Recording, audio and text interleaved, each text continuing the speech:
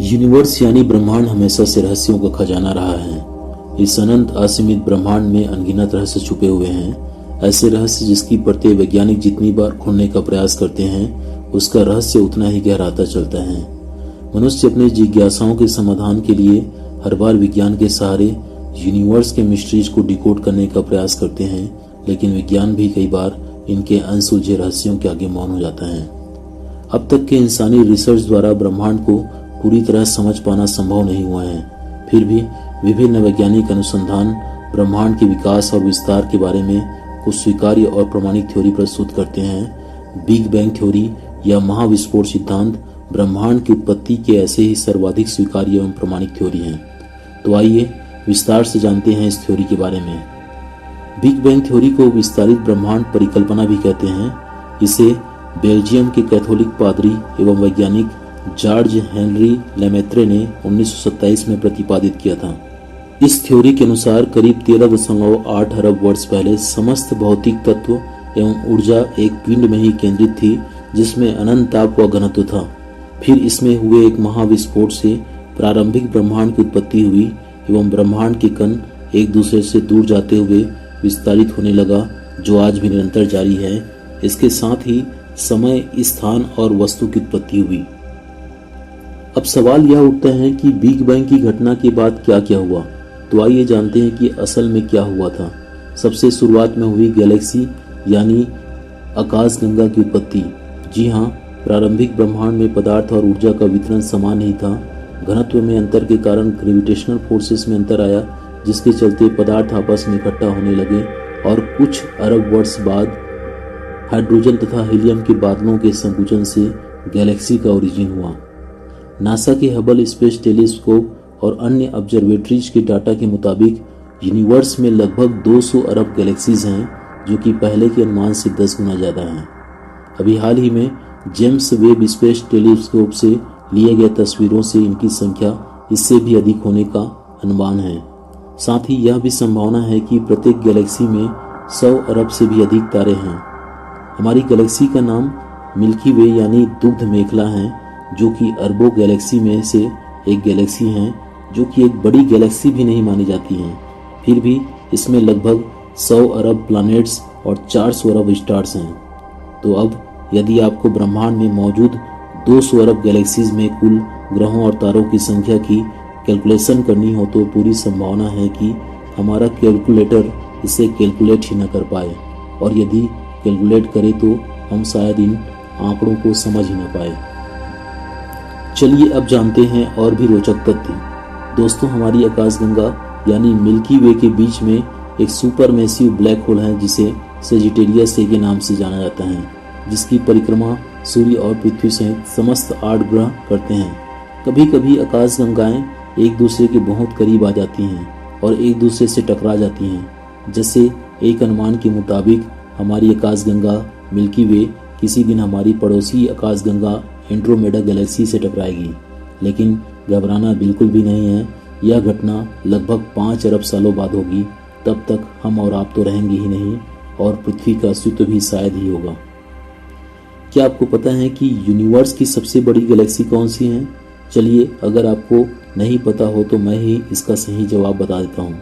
दोस्तों, IC1101 Galaxy ब्रह्मांड में खोजी गई अब तक की सबसे बड़ी गैलेक्सी है। गैलेक्सीज के बारे में और भी रोचक और विस्तृत जानकारी किसी अन्य वीडियो में बताएंगे। फिलहाल जानते हैं कि आकाशगंगा या गैलेक्सी की उत्पत्ति के बाद क्या हुआ। इसके बाद हुआ नेबुला या निहारिका का निर्माण। जी हाँ, शुरुआत में गैलेक्सी में हाइड्रोजन गैस के विशाल बादल बनने और अन्य क्रियाओं के कारण नेबुला या निहारिका बने, और फिर इन्हीं निहारिकाओं में हुए गैसों के संलयन से तारों का निर्माण हुआ। वैसे आपको बताते चले कि ओरियन नेबुला हमारी आकाशगंगा मिल्की वे का सबसे शीतल और चमकीले तारों का चित्र है। वहीं अगर बात करें तारों की, तो साइरस या डॉग स्टार हमारे आसमान में दिखाई देने वाला सबसे चमकीला तारा है। वहीं हमारी पृथ्वी का सबसे निकट का तारा सूर्य है, और सूर्य के बाद प्रॉक्सिमा सेंचुरी पृथ्वी का दूसरा निकटतम तारा है। तारों के विकास के बाद अब आइए जानते हैं कि ग्रहों का विकास कैसे हुआ। ग्रहों के विकास को 3 चरणों में बांटा गया है।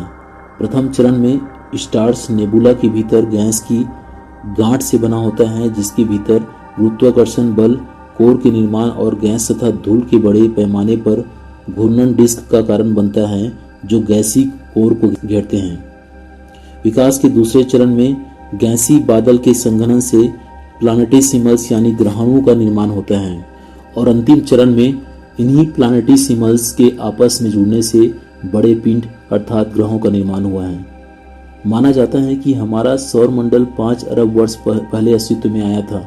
हमारे सौरमंडल का मुख्य केंद्र सूर्य है जो कि पृथ्वी के सबसे पास का तारा है। सौरमंडल में सूर्य के अलावा 8 ग्रह, इसके कई उपग्रह, क्षुद्र ग्रह, उल्कापिंड तथा धूमकेतु आदि मौजूद हैं।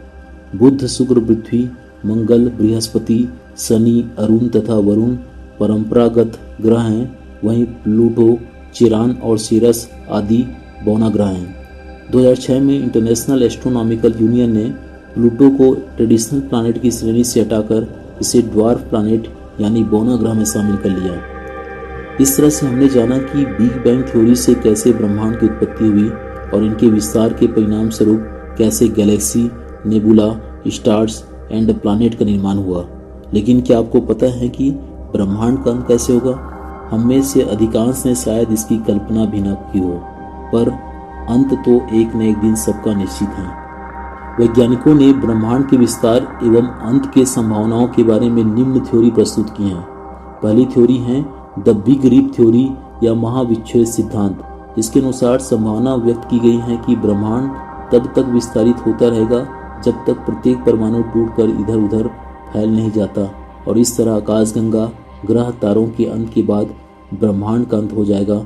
लेकिन अनुमान है कि यह घटना 23 अरब वर्ष बाद होगी। दूसरी थ्योरी है द बिग क्रंच थ्योरी या महासंकुचन सिद्धांत। इसके अनुसार एक निश्चित समय बाद ब्रह्मांड का विस्तार रुक जाएगा और इसके विपरीत ब्रह्मांड सिकुड़ने लगेगा और अंत में जब बिग क्रंच या महासंकुचन की स्थिति आएगी तो इसमें बिग बैंग होगा और फिर एक नया ब्रह्मांड का जन्म होगा। ऐसे में एक संभावना ये भी है कि हमारा वर्तमान ब्रह्मांड हो सकता है कि पूर्व स्थित ब्रह्मांड के अंत से निर्मित हुआ हो। तीसरी थ्योरी है द बिग फ्रीज थ्योरी या महाशीतलन सिद्धांत। इस थ्योरी के अनुसार ब्रह्मांड के विस्तार के कारण सभी आकाशगंगाएं एक दूसरे से दूर चली जाएगी तथा उनके बीच कोई संबंध स्थापित नहीं होने से नए तारों के निर्माण के लिए गैस उपलब्ध नहीं होगा, जिसके परिणाम स्वरूप उष्मा नहीं होने से ब्रह्मांड का ताप एब्सोल्यूट जीरो यानी परम शून्य तक पहुंच जाएगा। वैज्ञानिकों के अनुसार यह ब्रह्मांड के अंत का सबसे संभावित अवस्था है। तो अब जानते हैं कि चौथी और अंतिम थ्योरी कौन सी है। द बिग स्लर्फ थ्योरी या महाद्रव अवस्था सिद्धांत अंतिम थ्योरी है जिसके अनुसार ब्रह्मांड स्थिर अवस्था में नहीं है और हिग्स बोसान ने ब्रह्मांड को द्रव्यमान देने का काम किया है, जिससे यह संभावना है कि हमारे ब्रह्मांड के अंदर एक अन्य ब्रह्मांड का जन्म हो और नए ब्रह्मांड हमारे ब्रह्मांड को नष्ट कर देगा। इस तरह से बताए गए ये चारों थ्योरी ब्रह्मांड के अंत की संभावित अवस्था प्रस्तुत करते हैं। तो आज के लिए बस इतना ही। मिलते हैं अगले वीडियो में ब्रह्मांड की और भी रोचक व रहस्यमय जानकारी के साथ। तब तक के लिए अलविदा।